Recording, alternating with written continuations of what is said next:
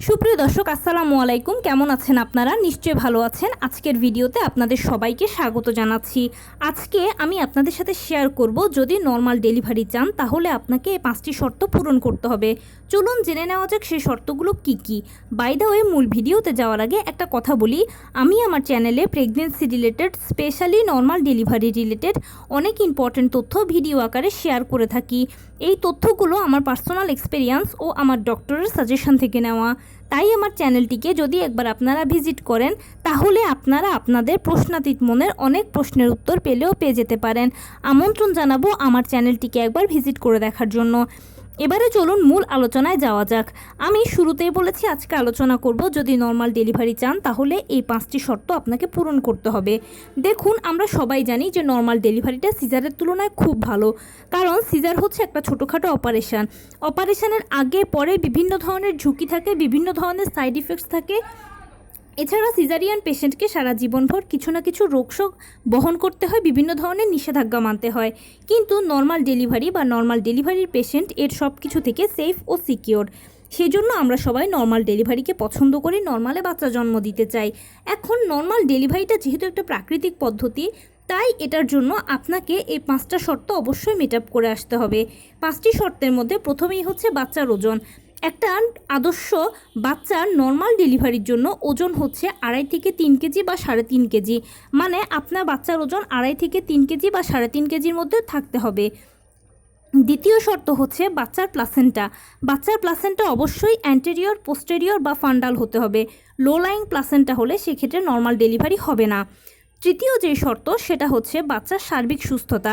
আপনার বাচ্চাকে সার্বিকভাবে সুস্থ হতে হবে, মানে তার কোনো গলায় নাড়ি পেঁচানো থাকবে না, এছাড়াও জটিল কোনো রোগ থাকবে না, মানে মায়ের গর্ভে তার কোনো অসুবিধা নেই, সে মোটামুটি সুস্থ আছে। চতুর্থ হচ্ছে অ্যামনিওটিক ফ্লুইড বা গর্ভের পানি। আপনার অবশ্যই অ্যামনিওটিক ফ্লুইড বা গর্ভের পানিটা 5 থেকে 25 সেন্টিমিটারের মধ্যে থাকতে হবে।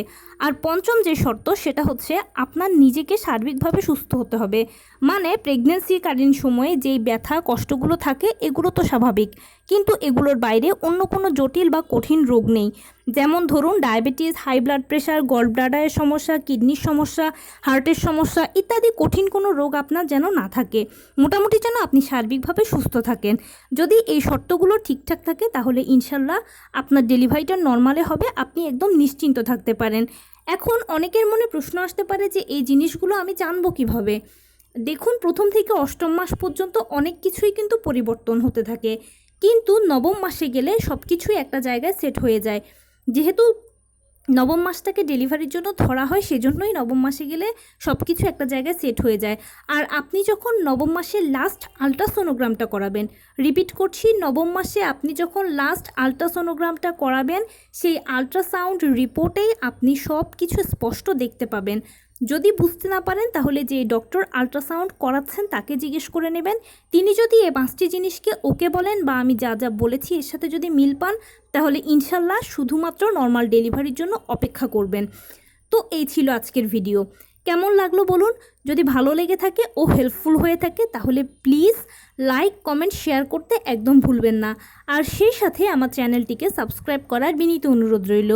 পাশে থাকা বেল আইকনটি ক্লিক করে দেবেন যেন আমি ভিডিও আপলোড করার সাথে সাথে আপনারা নোটিফিকেশান পেয়ে যান। যদি কোনো প্রশ্ন থাকে কমেন্টসে জানাবেন, আমি রিপ্লাই দেব।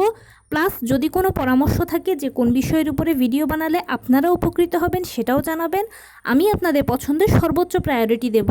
ভালো থাকবেন, সুস্থ থাকবেন। আসসালামু আলাইকুম।